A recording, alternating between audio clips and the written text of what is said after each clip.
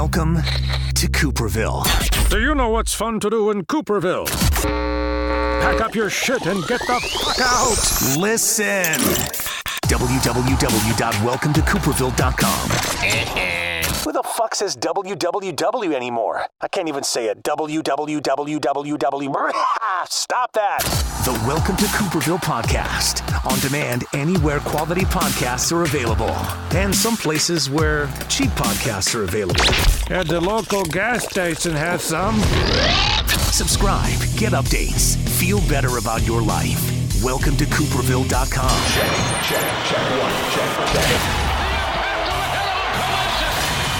Welcome to Cooperville! Make sure you use a coaster. The wife gets upset when we leave rings on the tables.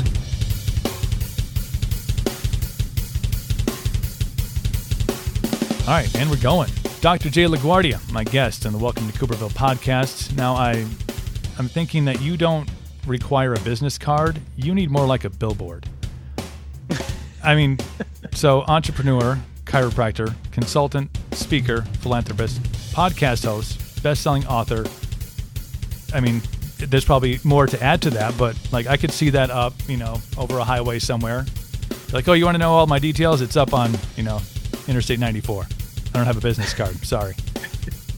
Long and distinguished. It just shows you that, I've ventured in a lot of different things in my life, and just because, I always want to try new things. I think life is about embracing and new challenges and, just kind of putting yourself out there and never accepting mediocrity, always trying to make yourself better. So, when you say that, it does sound a little crazy. But looking back, it's been a fun journey for sure. So you've been doing, a lot of these things for a very long time. You've had a chance to travel the world and influence, many, many people, obviously with the book going worldwide.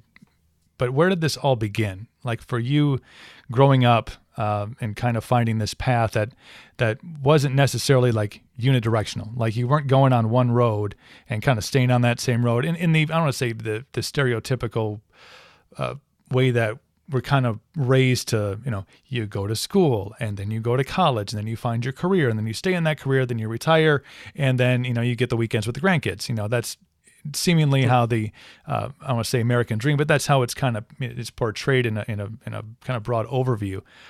But for you, where did it start? This lifelong path of kind of accomplishing a whole bunch of things and still gaining more. Well, it's interesting. You and I were talking in pre-show about, you speak a lot to musicians, and growing up, I was from a musical family. My dad's been in the music business for 60 years. He's written on a lot of very famous, songs that everyone would know. And so I learned early on that music was a passion for me. And so I started playing professionally, literally at 12. Wow. It was a funny story. I was traveling with him one night. They were working in the Catskills in Pennsylvania, and which was at the time of the Playboy Club. And I probably had been playing 4 or 5 years. And my brother was playing traps with him, and they were playing a big orchestra. And my brother also used to take care of the sound system, and the sound system went down. So he says to me, he goes, "Get up there and play." And I'm like in front of 1,000 people. It's the first time I'd ever played professionally, right? And here I am, with this orchestra, a 12-year-old kid, and I realized this is totally cool. I really love it. And I was playing professionally until I went into college. And talk about pivotal moments in your life. I had gotten hurt playing football in high school. My mother had taken me to a chiropractor. And I had never heard of what a chiropractor was before, but I had some shoulder and neck issues. And I went and I saw this guy, and he fixed me up, got me back on the field. I was able to perform again and had a great experience. But back into college, I was coming out of a biochem lab one night, and there was the chiropractor doing a lecture at the college. So I stopped in and I sat down and said I was wait for him to finish up and go say hi and thank him again for helping me get better. And I sat there and I listened to him tell what we call the chiropractic story, which is basically is the body is a self-healing, self-regulating organism. If we remove the interference that affects that body's ability to heal, the body can take care of itself. Like, that's freaking brilliant. And so at the time, I was still deciding whether I was going to go into school. I was thinking of being an orthopedic surgeon. Maybe I'd stay in music. I wasn't really sure. At that moment, I decided I was going to be a chiropractor. And I went home and I remember telling my mother that, and she almost fell over. She's like, why do you want to do that? Why don't you just stay on a course of being an orthopedic surgeon? So, that really started kind of the entrepreneurial spirit, because chiropractic in general is a very entrepreneurial type of business. And early on growing up, I was an entrepreneur. I mean, I used to, shovel snow and rake leaves and cut lawn throughout the year. And so I always had that kind of entrepreneurial mindset, and chiropractic really kind of advanced that moving as I got into training. And so that's really what started me on the journey. And it's obviously veered in a few different ways along the path, some intentional and often many not intentional. Well, I think that even leads back into going to that chiropractor for an injury, coincidentally running into that one at a seminar, at a speech, and then kind of changing the course of, your life's direction as far as your career goes. I mean, when you are on a path and all of a sudden something interjects itself and your interest is piqued, or something about it gravitates, kind of pulls you in towards it, the ability to, I think, follow that path. Because some people, those things will come into their lives and they will glance at them, and that opportunity or that opening will close, and they'll move on, kind of continue on the same road they are. I think, entrepreneur, when you have that mindset, when those opportunities knock, or you see something, or you're pulled towards something, I think you're more open-minded to pursuing those things. And I think I could accomplish that. I mean, I had no idea you started in music. I mean, that's a new. I got to add that to your billboard here, and then get the billboard. I actually had a chance to audition for Juilliard. Wow. I was recommended by our band teacher at the time, and but I saw what the music industry at the time was doing to our family. My parents got a divorce as a result. My dad was working 4 or 5 nights, and it just wasn't conducive for a family life. And I always dreamt, from a core value standpoint, I always wanted to have a family and not put them through what we were through as kids growing up. And so that was a really high priority. And I knew the music industry was a really tough way to create that kind of life. Yeah. And so that's why I didn't go that route, even though if you asked me if I can be in front of, 25,000, screaming fans driving a band, or, doing a lecture for 1,000 people, I'll play all day long. If anybody's listening, I know some guys that are in that field. Sure, they can make that happen for you. Sure you do. That whole process was, that life-changing moment is that message that he had shared with me kind of tapped into my own core values, that I believe that health is self-sustaining, comes from within. I didn't know it at the time, but when I heard it, it was so elegant, so beautiful. Like, I have to do this because I think this is what I, believe in as it relates to health and wellness, and I want to share that with people. So it was a message at the right time that tapped into a passion I didn't even know that existed within me. Yeah, I mean, that's a fire that, the embers are there. Obviously, the kindling is inside of you, and it just takes somebody kind of pouring a message onto it like gasoline, and that ignites, and the fire starts, and off you go on your career path or your life's path. When you talk about the body and health, there are a lot of things, and I think when you look at society today, medically today, cures for things today, and we've kind of seen. I want to say, you hope it's a major turn into some more natural ways of healing. I think chiropractic methods included in there. But there is, some big epidemics in our country that I think years ago, all of us, there was always a pill that was going to take care of everything, whether it was pain, whether it was depression, whether it was, all the laundry list was, what are your symptoms? What do you have? Okay, we're going to categorize that as this. And for this, we have this. And that has led to, I think, a lot of the opioid crisis that is going on right now, and how that has kind of spawned off into, the fentanyl world. And now, it's, we're looking at places that you wouldn't consider, like Connecticut, to be a hotbed of fentanyl use and methamphetamine use, but yet you have these people, and it's become less, and maybe this is what has opened it up to, I think, criticism and ridicule, and maybe opened up some more opportunities for some other industries to provide some relief for people, is that it's not specific to a group of people. It doesn't have a class level. It doesn't have a race level. It is really affecting everybody kind of far and wide. And I mentioned Connecticut because you think the word Connecticut and you're like, no, it's everything in Connecticut is just beautiful. You should visit. I've seen their signs to get out there. What are your thoughts on, kind of the world that's out there right now, as far as medication goes, as far as some, maybe even some vaccinations go that are probably better suited to be maybe taken care of by other means and methods? That's a great question. And you really kind of attacked something I'm really passionate about. In fact, I just did a post yesterday on vaccinations. I saw an article that there's 25 times more the amount of mercury in a vaccine than there is in the allowable amount for drinking water.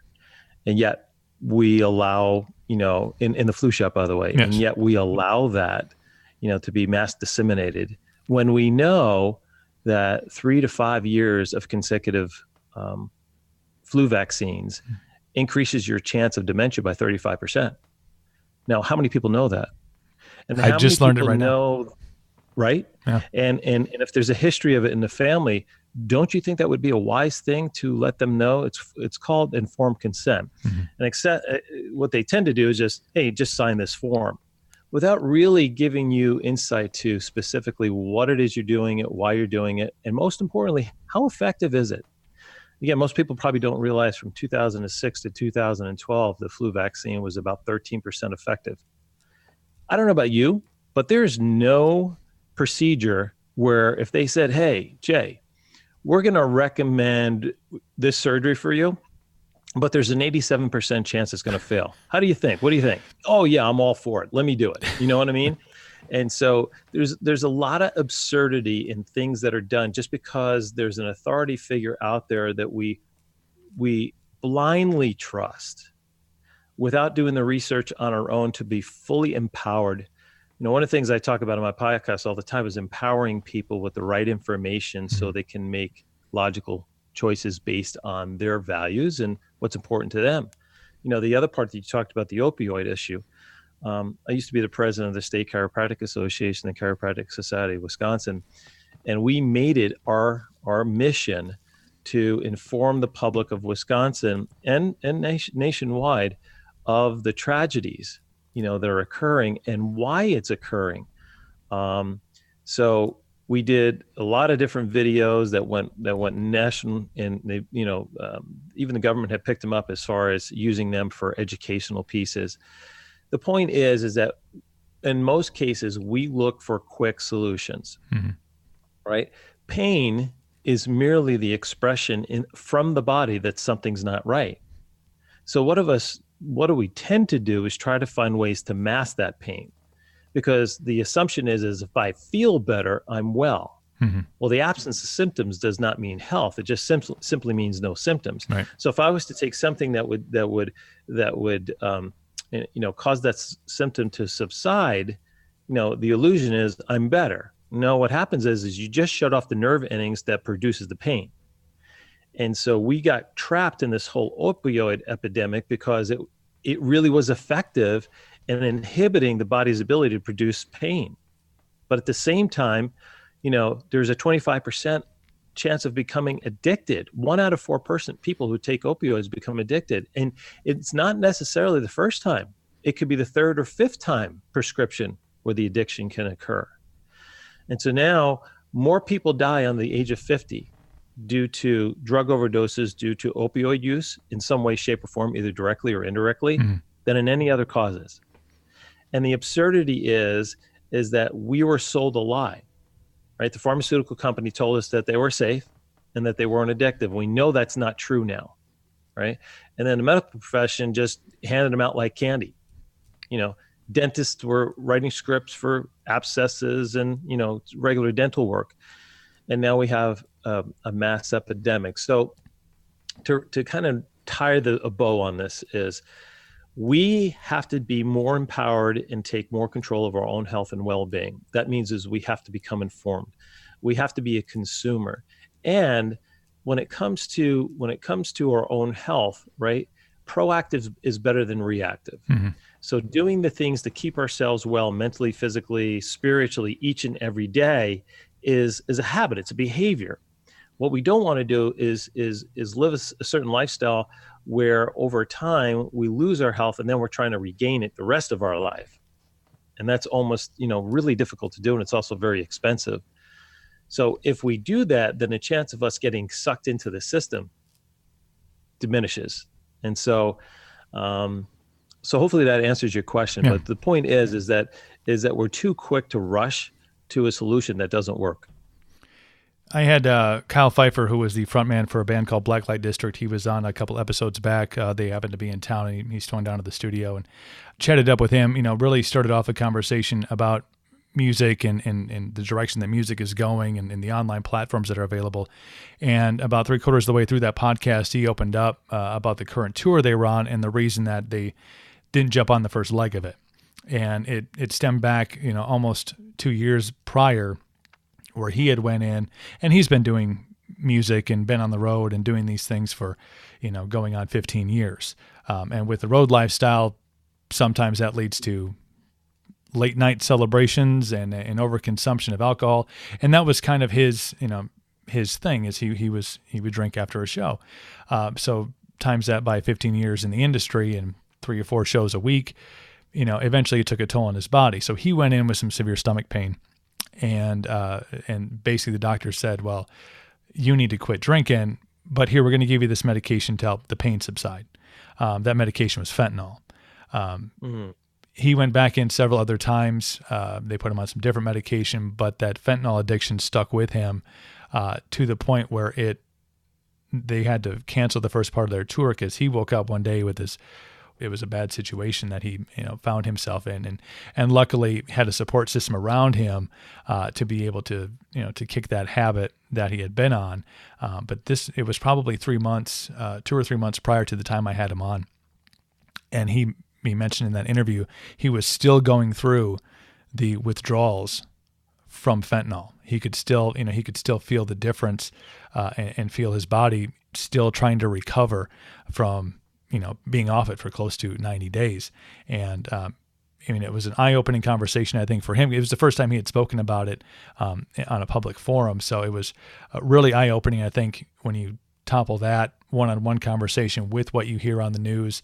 And we can get into whether that's skewed sometimes or not. But really something that I think that you brought to light here is we need to be a more informed public. The flu shot, the flu vaccine thing, that's just something that from childhood, you kind of just remember that's what you do. And really until you ask a question about it, it's just part of the routine of living in a state that has, a high rate of flu during the flu season.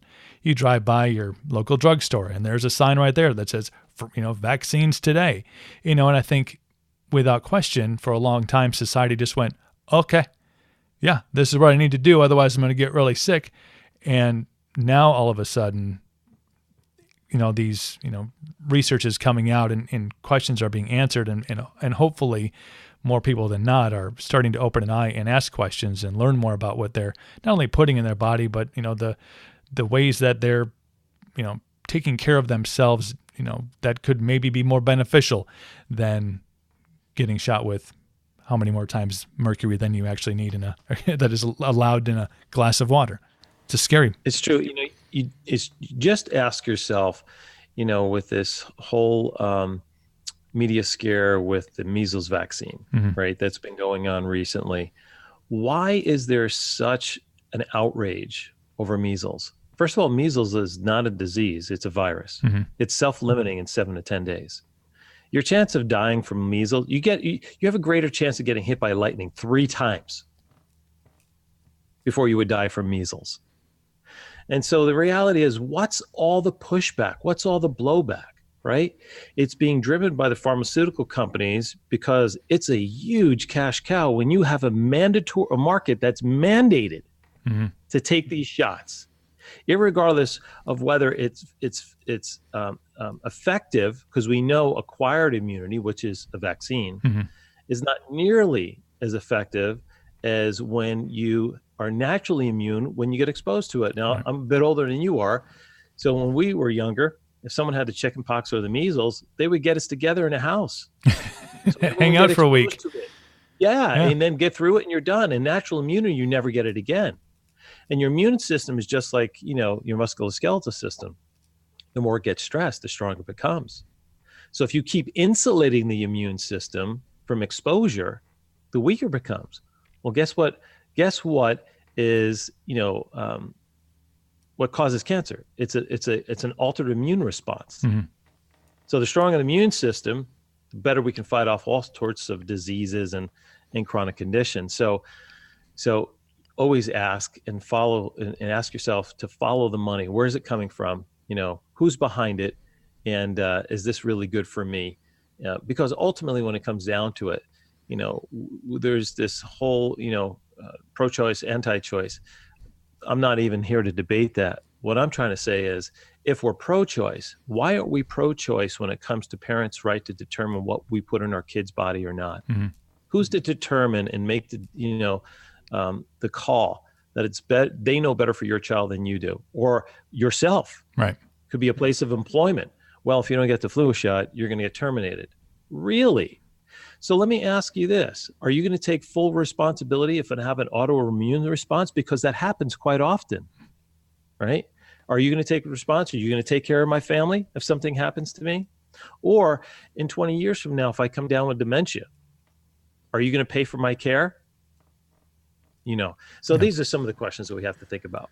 Yeah. And I think that is hopefully opening up more gateways and more, answers that are out there. I think maybe there were people asking questions, but a lot of times, maybe, I don't want to say before the internet, but before answers were so readily available, and at least, facts were so readily available, you could ask a question, but you may not get an answer. You may not get the right answer. And not to, float conspiracy theory in there, but but I will.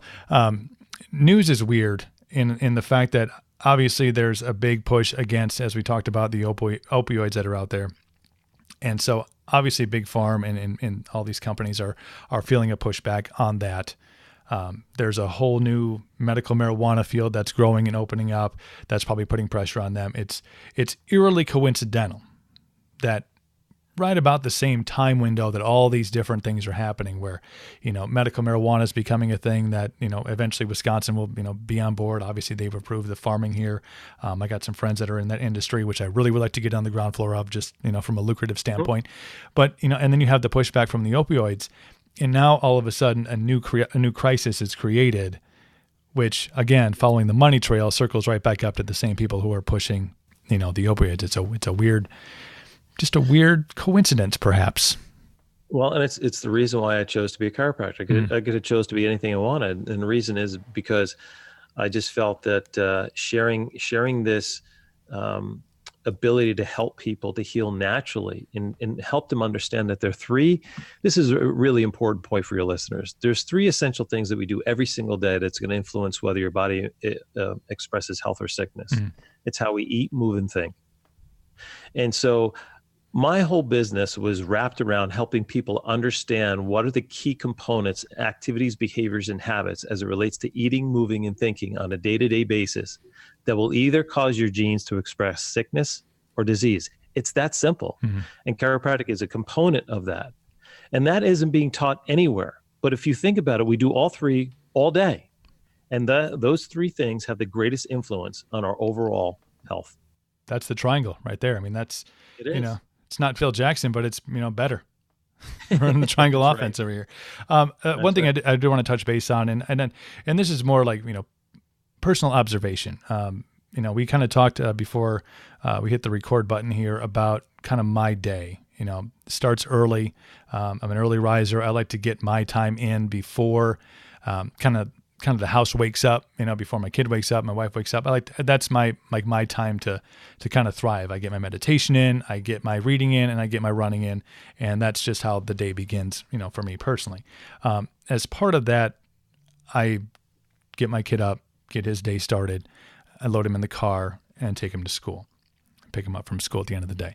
And I think I've become in the last couple months a lot more observant of the world around me. And that could be because I don't have necessarily a boss that's breathing down my neck. I don't clock in 8 to 5. I don't, it's a much more open-minded life that I'm living and have been since I got let go from radio. But what I've just been kind of taking perspective on is there seems to be a lot of men that I see out there that almost that there's a defeated look to them. And there could be a lot of aspects to it. I think the three things that you talked about are probably a major part of that. But there's a lot of things I think that can take a toll on a man when he's, parenthood's tough, marriage is tough, work's tough. All these things that you have to kind of get through life to, be, considered a success, being in a career that you don't love, not being able to pursue other avenues because of, whatever constraints are out there, or not believing that you can get through any of those barriers. What are some things that you can offer, to maybe some of those guys, and there's women out there too, I think that feel that same pressure of, maybe trying to live up to a standard, but not being able to, or not believing in themselves enough to, but to kind of raise up and get to a point where there's more confidence and there's more energy and enthusiasm and kind of a love for life. Because the vibe I get when I guess I'm out a lot, especially in that watching dads drop off their kids or watching moms drop off their kids. Trust me, there's some out there that I'm like, okay, that she's going running or he's going to the gym or that guy's got his shit together. It's, everything's all good. But there's a lot of times where you're just like, man, I can almost look at somebody and feel the weight that they are carrying along with them. What are some things that you can, offer for people just to kind of get inside of their head a little bit and maybe look at how their days are functioning, how their lives are functioning, that can maybe start to lead to some level of improvement? It's a good question.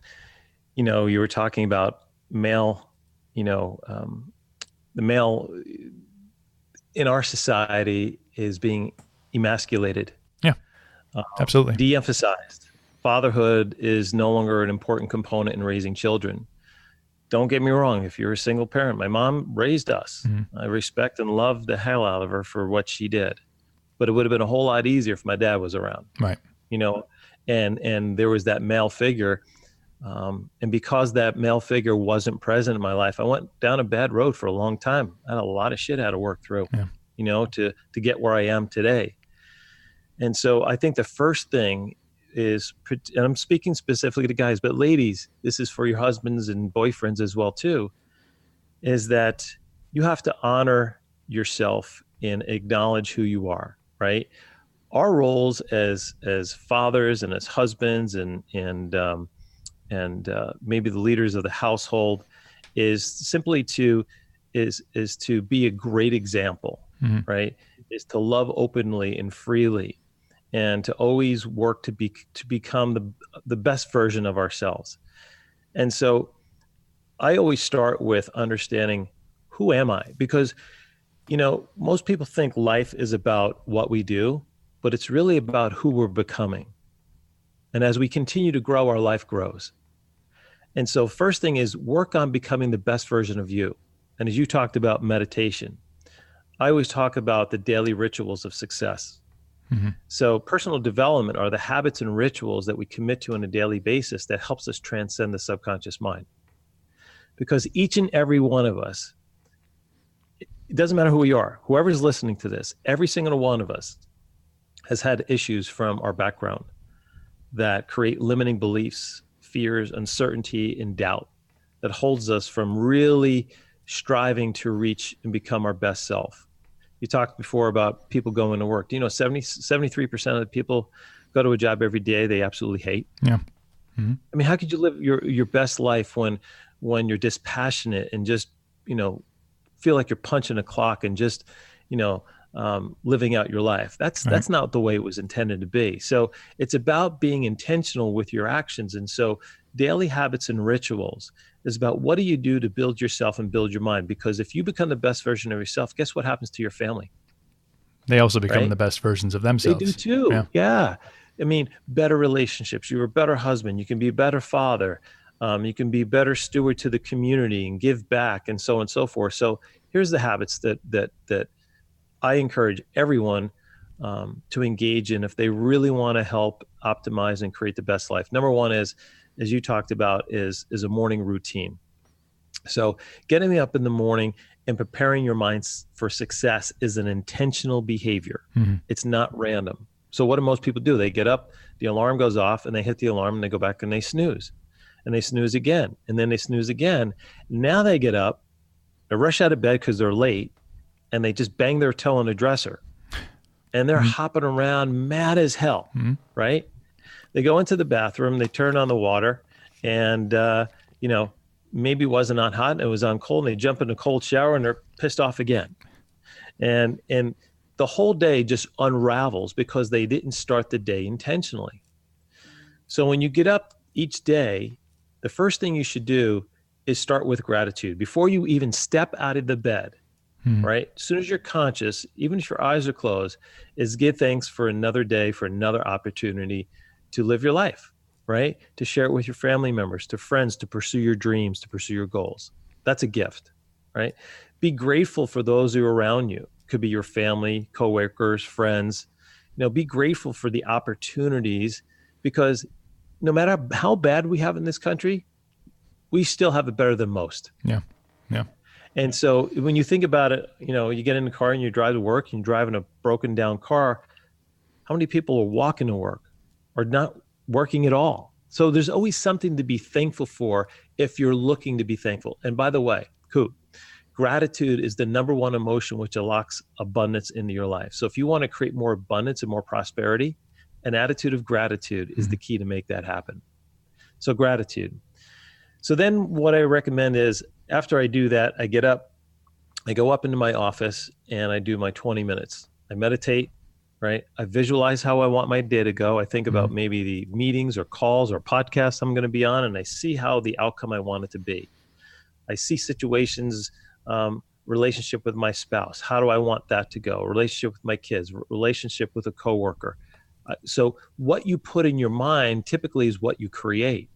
And so the more intentional you are, the more you're creating your life based on what you want rather than what happens. So it's being proactive rather than reactive. Same thing with your mindset as with your health, as I talked about before. So then I read something that's empowering, right? Here's another thing. I don't turn on the news. I don't want to hear it. I don't want to fill my mind with that negativity. Because one of the keys to success is we are a byproduct of the 5 people we surround ourselves with. So there are people that either build you up in strong and noble thought, or they tear you down. And so that is one of the keys to what I call personal mastery, self-mastery, is insulating your environment with people who build you up in strong and noble thought. And it's not just the relationships, but it could be social media. It could be the TV shows that we watch, the movies. The messages that are going into your mind get filtered through your conscious and your subconscious, and that then becomes your dominant thought pattern. And so the way you change that, as I mentioned before, is we're all dealing with limiting beliefs or with these habits. So when I wrote my book, Change Your Mind, Change Your Destiny, The 8 Habits of Success, is helping people understand the habits that will help transcend the subconscious mind of the limiting beliefs that hold us back for reaching our greatness. Because in each and every one of us, there's greatness within us. Now, it doesn't mean we're going to walk on the moon or become president, but there's a level of greatness within each of us that is inherent to us, as far as it's a primal. We strive to be that. And so if we can reach that, it's where we begin, where we really experience joy and happiness, and stress decreases. It's funny. I had this actually noted down on here about the people you surround yourself with, and how toxic people and toxic attitudes can, and maybe those are some of the things that I see and I observe in others when I'm out, is if you have somebody who's around you, and whether that's, and whoever that person happens to be, could be your boss, could be your significant other, could be just somebody who's in your life that is kind of becomes a weight because of whether it's their personal outlook, whether it's how, they treat you, whether it's, their motivation to do things. Because I think you always, if you surround yourself with that, it's like the anchor that is tied around your ankle and you're trying to swim out of the ocean because you're like, I'm putting in all this effort. I'm trying to get out. I'm trying to be better because I really would not like to be at the bottom of the ocean. Sounds like a bad day, but that weight that is tied to your leg and keeps pulling you back down, as much as you try to pull them back up, as much as you try to, okay, I'm going to grab a hold of this, this cord and I'm going to pull up this anchor and I'm going to hold on to it. That also makes it really difficult to swim. So surrounding yourself with people like you mentioned that have that same kind of motivational mindset that want to progress forward, that want to not only better themselves in the three areas that you spoke about earlier, but also have, I don't want to say lofty goals, but there's some goal out there that they are trying to attain, whether it's health and fitness or it's trying to be a better entrepreneur or they're better at their job, whatever it is that they're doing, but they're always looking to every day as a step towards whatever their goal happens to be. You surround yourself with those people and you kind of let go of that, untie the rope that's around your ankle. It's going to be a lot easier to swim. And you may have people that are closer to shore reaching out a hand or throwing out a life preserver or life raft to help get you a little bit further on your journey. So the importance of having those kind of people in your life, I think I can't stress enough. It's so true, because when we're not pursuing something, in other words, when we're not actively each day in the pursuit of, and it could be the pursuit of happiness or the pursuit of a better relationship or pursuit of creating a better life for ourselves and our family, when we're not in the pursuit of something is when we lose passion. Right. And passion is where joy occurs. You see, passion is what helps us overcome obstacles and the inevitable adversities that occur. I always kind of refer to, there's certain obstacles that are, a kick in the shin, and then there's a kick to the teeth. Yeah. How do you overcome that? Well, passion helps you do that when you're striving and driving towards something. And you mentioned something before, and I was thinking of Gandhi's quote, and Gandhi said that, never let somebody with dirty feet walk through the garden of your mind. And the point being is that negativity is twice as strong as positivity. And so if you surround yourself with a lot of negativity in your environment, it's hard to pursue your passion. Yeah. Because the life gets sucked out of you. So insulating your environment is critical to creating the type of life that you want. And so these are some of the really key components that I'm so passionate about teaching, because when people come to me and want to work either growing their business or personal development, I first ask them about what's your dreams, what's your passions, right?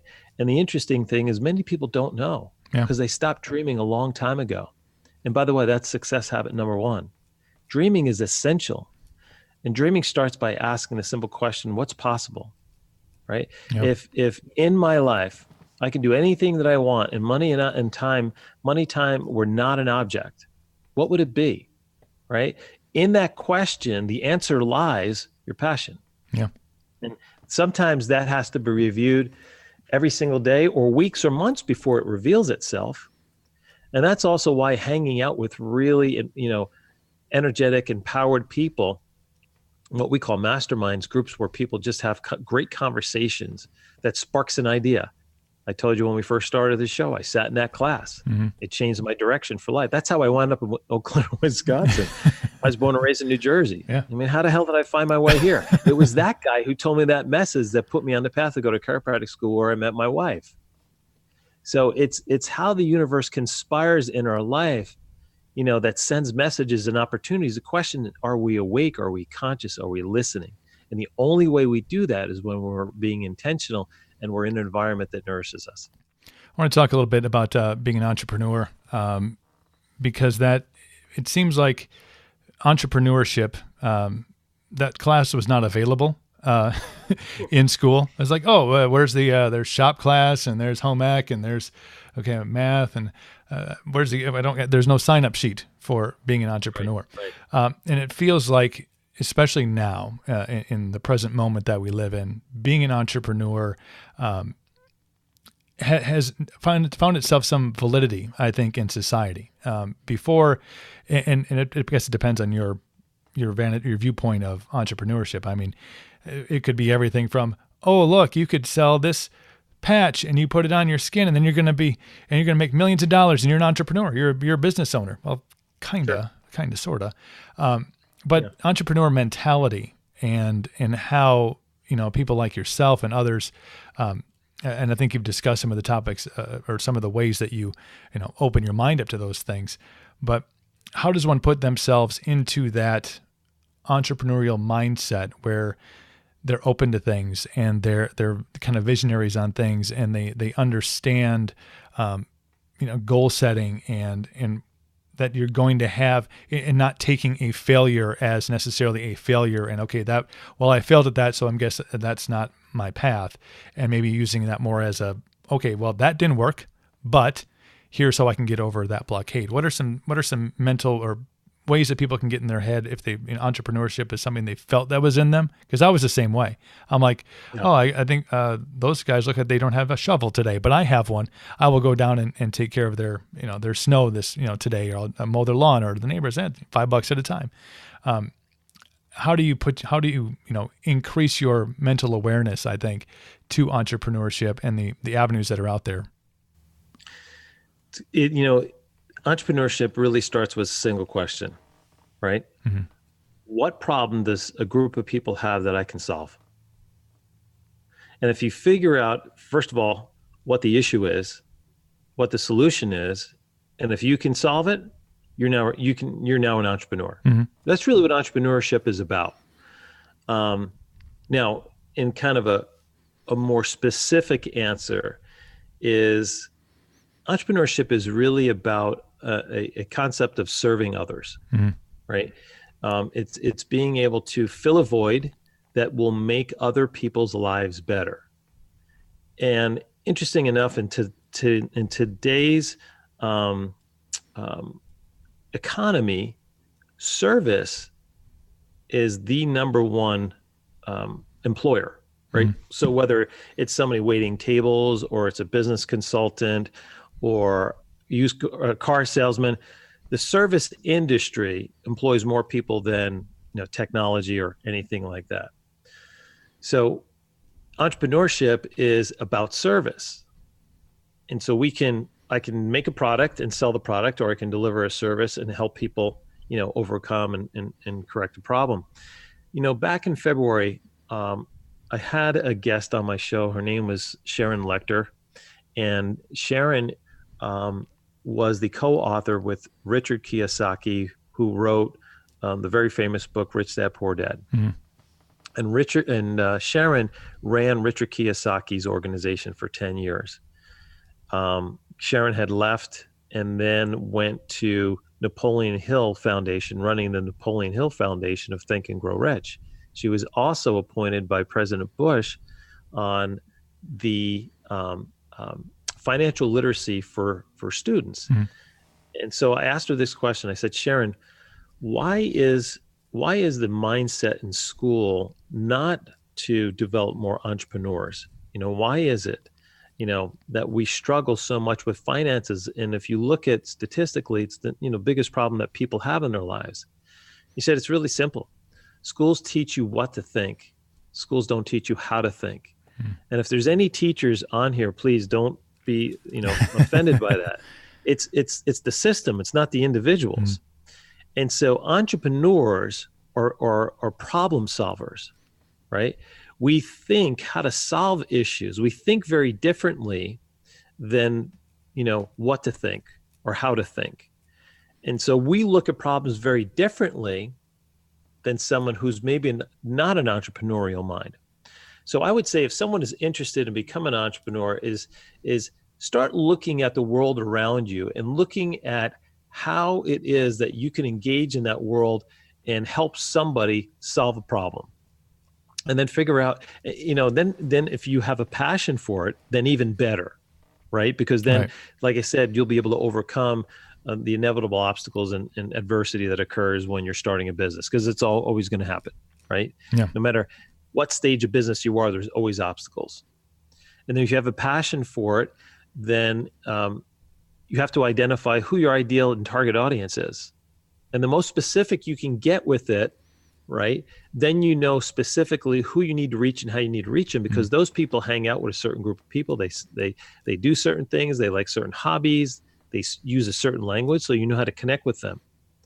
And then you have a product that's so, amazing that that what you're selling it for exceeds the value that that it's giving. So in other words, if I'm giving a service that costs $100, right? But the consumer feels like they're getting $500 worth, right? Now you got a hit. Yeah. Right? Because people buy it left and right all day long. So entrepreneurship is a mindset. Entrepreneurship is a hustle, and entrepreneurship is also about, really being in charge of your own destiny. Last interesting fact about entrepreneurship: by end of next year, 42% of the workforce will be entrepreneurs. They'll be working for themselves. Wow.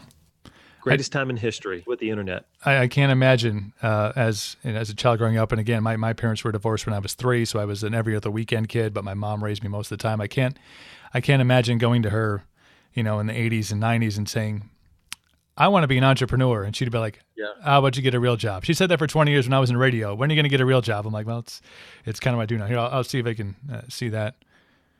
Oh, yeah. I love it. So interesting, funny story is when my youngest daughter was looking at colleges, and it was going to cost anywhere from $150,000 to $250,000, and pay for an education for her. And I said to her, honey, because she's entrepreneurial in spirit, she always has been. I said, what if we took that money and we started a business? Now, she didn't take me up on it, but she was incredibly frugal in college. I mean, like, you would think she was spending her own money. In some cases she was, but incredibly frugal, where she went to this prestigious 4-year university and, came out with, very little debt. And now we're starting a business with her. Right. So she also, seeing her dad and her mom, said, I don't want by the way, that old model doesn't exist anymore anyway, where you go work for a company and work 35, 40 years. Look at you. Yeah. You would have come for 20 years and you're just a commodity, and they let you go either because, you're making too much money, or, whatever the case is, whatever the reason is. I didn't want any part of that. I wanted to be the master of my own destiny and not in the hands of somebody else. And I think more people now are taking that route. And because of the internet and what you can do as far as being in business, affords you the opportunity to take that risk much easier than it was at any time in history.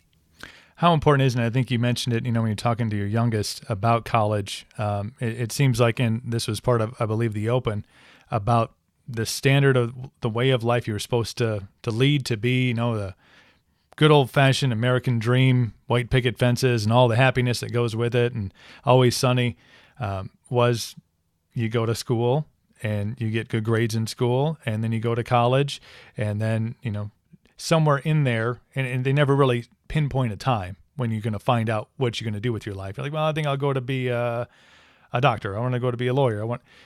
At some point you find a path that either entices you because you're passionate about it or because it's lucrative.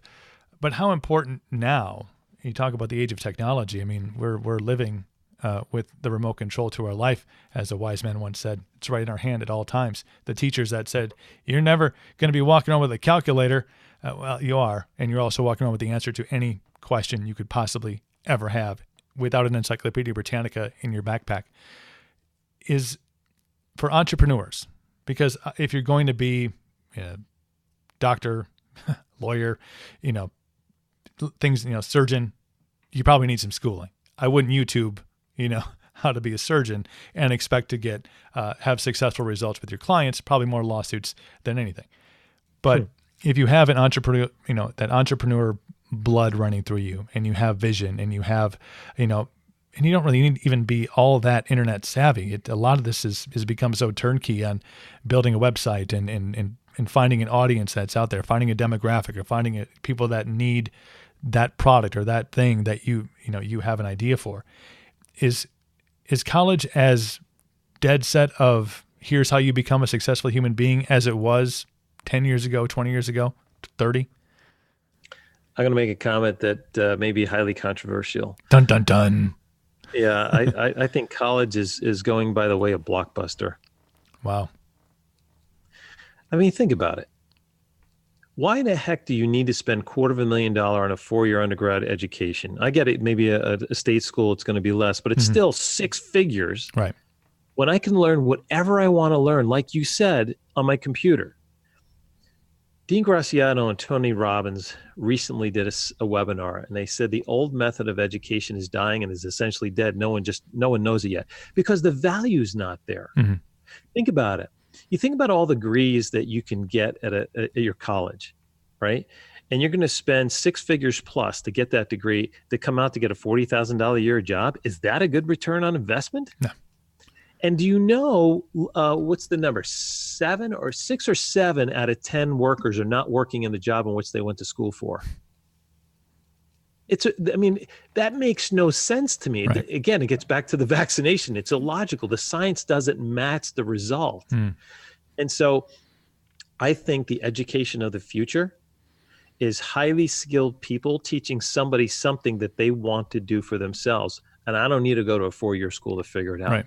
If I want to learn how to be a podcaster, right, I'm going to go to, and take a podcasting course with somebody who's really successful and can give me the steps of how to, in 3 months or 6 months, I'm going to have my podcast up and running. Or if I want to, run a machine shop or salon or whatever the case may be, right? So I really believe that's where education is going because it's easier. It's more effective, and I don't need all the BS. When I was in chiropractic school, we spent so much time learning stuff that we never used. And it's not just chiropractic school, it's all kinds of schools. But yet I was paying $500 a credit for that, $750 a credit for something I would never use. And with the explosion of student debt, right, $1.5 trillion this nation owes in student debt. And because the millennials are living with their parents because they can't afford to be on their own because of the student debt and trying to rent an apartment, this model is already broke. It's already crashed, and the culture is is ahead of the institutions. The culture is ahead of the institutions. The institutions are hanging on for dear life for the old model, and unless they wake up, they're going to find there's going to be a lot of old buildings that are going to be empty with no students in it really soon. I fully believe that in my heart. Now, please understand, I think there's good things about college that are beneficial, especially your tech schools. If you're going to go learn how to a skill or a trade, no better place to go. Like you said, if you want to learn to become a master plumber or electrician or a draftsman, that's awesome. But do I need to go to 4 years, to a major university to learn how to become, a communicator or a salesperson? Because by the way, Coop, we're all salespeople. Yeah. If you really want to succeed in life, figure out how to be the best salesperson and the best communicator, because the 2 most important skills you'll need to have in life is communication and sales. You master those, there isn't anything you can't succeed at. Right. You are an inspiring human. And I think just because of all the avenues that you're in and the people's lives you touch, obviously coaching, entrepreneurship, all the avenues that you have going, it's you're not on the one way. You're, this interstate highway is, multi-directional. It's moving and shaking. But who's out there that inspires you, that you go and you read their books or you watch their videos, who are, the 2 or 3 people, or maybe there's more that you go, yeah, when that guy or that woman speaks, I listen to what they say and I follow what they say. First one that pops into my head is Robin Sharma. Robin Sharma is, he's a consultant, he's a coach, best-selling author. One of the greatest books I've ever read is Who Will Cry When You Die, and The Monk Who Sold His Ferrari, 2 absolutely must-reads. And then he wrote The Greatness Guide. I mentored under Robin for a while, and he's all about personal excellence and personal mastery, right? That the pursuit of mastery is inherent in each and every one of us, right? It's a deep expression that has to be fulfilled. And that pursuit is not driven in ego, or it's not driven by materialism. It's primal. It's wired in our DNA. And when we're not pursuing excellence, right? Personal mastery is excellence. And by the way, it's not a destination. It's a constant journey throughout our life. When we're not pursuing excellence is when we experience pain, frustration, right? Stress in our life because we're not living our best life. Let's think about it. If we're living our best life, those emotions we don't experience nearly like we're doing now. Right. Yeah. And so when we're on the pursuit of personal mastery, we do so when we're living purpose. And living purpose is when we're living our fullest and best life. So Robin Sharma is a big one without question. I would say that there's a gentleman who passed away not long ago, Dr. Wayne Dyer. I read all his stuff. To me, he was the quintessential,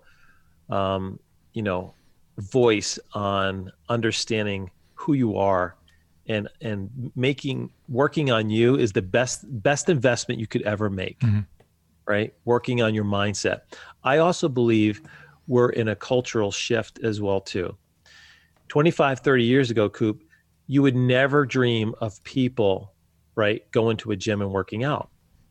Because back then, most people worked physical jobs. Right. So they worked 8 to 10, 12 hours a day. The last thing they're going to do is going to go home and go to a gym and lift weights or do a functional workout. And they didn't need to. They didn't need to at that point. No. Exactly. But what happened, right? Our technology changed. So we became incredibly sedentary. So we had to add physical fitness or we're going to be a physical mess for those who really are interested in wellness and health. I believe we're in a dawning of a new age. And that new age is psychological fitness. I am experiencing and learning and seeing more and more people who are engaging with these daily success habits, understanding that the key to success is not only working on the physical, but working on the mental. And I believe in 25, 30 years, we'll look back and we'll go, well, why wasn't everybody doing it at that point? Because everyone will be doing it. You know what I mean? And once we get to that point, I think as a society and as a culture, we'll evolve to a whole new level. And all this bickering and sniping you see in the media and politics, right? We will be the change that will make that happen because we'll demand it. You see, earlier I said, when we insulate ourselves and turn out the negative voices, media, news, right? And if there's no market for those people, guess what happens? They have to change what they do. Right. So if we keep consuming it, they'll keep giving it to us. But if we stop consuming it, and I believe that's what's happening now, if you look at the statistics and the ratings, what eventually happened, they'll have to change what they're delivering. And that's when things will change permanently. Dr. Jay LaGuardia, I appreciate your time, sir. Thank you, man. It's been a lot of fun. Thank you for having me. Where can people get a hold of you if they want to talk about coaching and if they want to listen to the podcast? Obviously, it's available everywhere fine podcasts are heard. That's right. The name of the podcast is Power, Passion, Prosperity, all one word, Power, Passion, Prosperity with Dr. J. The best place to get a hold of me, Coop, is our website, powerpassionprosperity.com. People can sign up for all our free great content and videos there. And then also my email address is drj@trippleplife.com. So the Triple P, Power, Passion, Prosperity. It's the Triple P Nation, people. It is. That's right. So drj@trippleplife.com and or you can reach me Dr. J on Facebook or Instagram. And I always say, if anybody reach out to me, I will always get back to them within 24 hours because I'm committed to doing that. That's very cool, man. Let's get you back on here sometime. There's so many topics we could jump on and go on and avenues we could go down. I would look forward to another visit sometime. Coop, that would be a lot of fun. You just name the time, I'll come back on. Awesome, man. Appreciate it. Take care. Have a great rest of your day, man. Thank you. You too. Thanks, brother.